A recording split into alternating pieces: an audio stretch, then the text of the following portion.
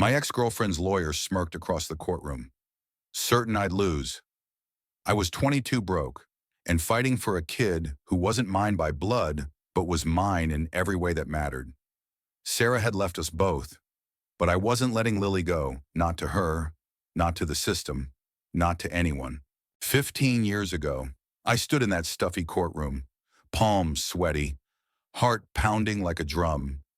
Sarah, my high school sweetheart, had spiraled into addiction, leaving her 3-year-old daughter, Lily, in a crumbling apartment with no food and a flickering TV for company. I found her there, curled up in a blanket, eyes wide with fear. I wasn't rich, wasn't ready, but I knew I couldn't walk away.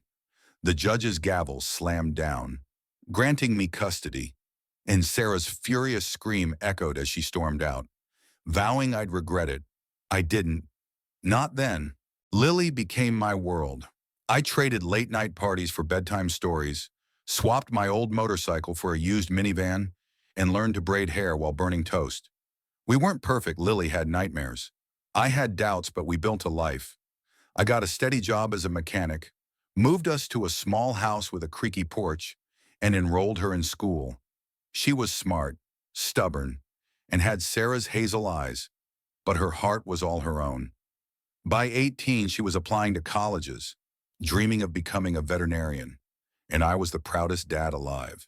Then, last month, a battered SUV pulled into our driveway.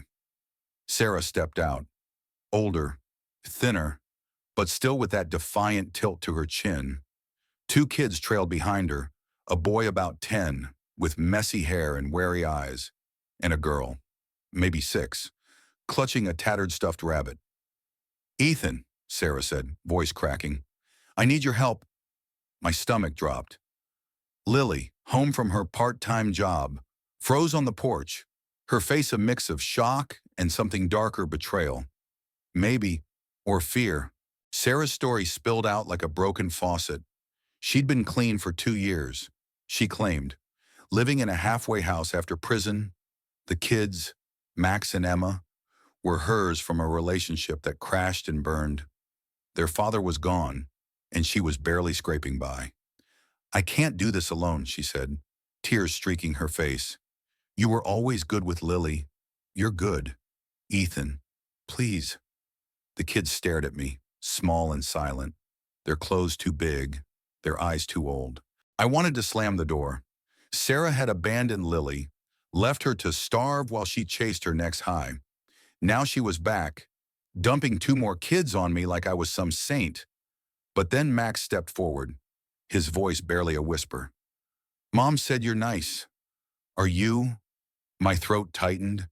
Emma's rabbit hung limp in her arms, and I saw Lily in her scared, waiting for someone to care. Lily was quiet that night. Her college application spread across the kitchen table. "What do you think, Dad?" she asked, her voice steady, but her hands trembling. I didn't know. I wanted to protect her, to keep our life simple. But those kids weren't just Sarah's, they were Lily's half-siblings. And they were scared. "We'll figure it out," I said, hoping I sounded surer than I felt. The next week was chaos. Sarah stayed in a motel nearby, visiting daily, promising she'd get a job, a place, a plan. Max was angry, always testing me, kicking the furniture when he thought I wasn't looking. Emma was clingy, shadowing Lily like a puppy. Lily, bless her, stepped up, helping with homework, teaching Emma to braid her doll's hair. But I saw the strain in her eyes, the way she'd stare out the window when Sarah was around. She left me. "Dad," she said one night, "why does she get to come back?" I didn't have answers. I was angry, too angry at Sarah for waltzing back, angry at myself for not knowing what to do. But I kept seeing Max's guarded hope when I fixed his broken toy car, or Emma's shy smile when I made her pancakes. They weren't just Sarah's kids. They were kids, period. And they needed someone.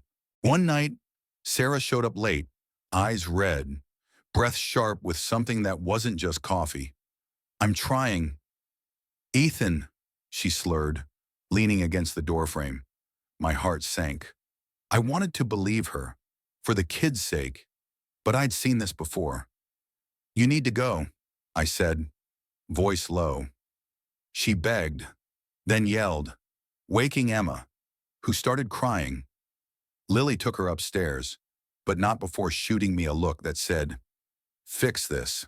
I called social services the next day, not to take the kids away, but to get help, a caseworker, a plan, something to keep Sarah accountable. They set her up with a program, but it meant she had to leave for a rehab facility 2 states away. Max and Emma would stay with us for now. Sarah hugged them tightly before she left, promising she'd be back. Max just nodded. Emma sobbed into her rabbit. The house felt different with them in it. Louder, messier, fuller. Lily started calling them the Gremlins, half joking, half affectionate. Max began to open up, showing me his sketches, good ones, full of dragons and spaceships. Emma insisted on helping me in the garage, handing me wrenches with solemn pride. But the question hung over us: what happens when Sarah comes back? Could I trust her? Could they? Weeks turned into months. Sarah sent letters, shaky handwriting promising change. I didn't know if I believed her, but I read them to the kids anyway.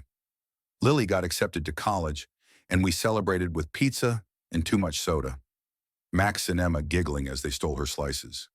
For a moment, we were a family not perfect, not planned, but real. One evening, as I tucked Emma in, she whispered, "Are we going to stay with you forever?" I froze. Forever was a big word. I thought of Lily at 3, scared and alone, and how I'd promised her I'd never leave.